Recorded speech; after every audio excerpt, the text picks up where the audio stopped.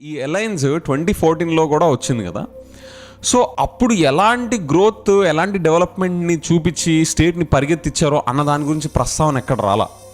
Okay, అంటే హిస్టారికల్గా already మేము ఒకటి చేసి ఇప్పుడు మళ్ళీ వస్తున్నాము అంటే అప్పుడు ఏం చేశారు అన్నది చాలా ఫ్లాగ్షిప్ లెవెల్లో వాళ్ళు చూపించుకొని రావాలి. సో అంటే షాకింగ్లీ మోదీ గారి నుంచి దానికి సంబంధించి పెద్దగా మాట్లాడింది ఏం కనిపించలే. పవన్ కళ్యాణ్ గారు లాస్ట్ 2 months నుంచి తప్ప మన స్టేట్లో అసలు యాక్టివ్ పాలిటిక్స్లో లేరు. అప్పుడప్పుడు అక్కడక్కడ వస్తా ఆయన ఫుల్ టైం మూవీస్ మీద ఫోకస్ చేసుకున్నారు. కానీ ఈ 5 yearsలో మన ఆంధ్రాకి సంబంధించి ఏం కృషి చేశారనేది at least I don't have any knowledge. Okay, and Pavan Kalyan గారి కాంట్రిబ్యూషన్ గురించి ఏమైనా చెప్పాలి అంటే అది బీజేపీకిను టీడీపీకి మధ్యన అలయన్స్ సెట్ చేయడంలో ఆయన కాంట్రిబ్యూషన్ ఏమైనా కనిపించింది తప్ప నాకైతే Andhra state development point of వ్యూలో లేదా ఆంధ్ర సమస్యల గురించి గ్రౌండ్ బ్రేకింగ్ స్ట్రగుల్ కానీ ఫైట్ కానీ ఆయన చేసింది మాట్లాడింది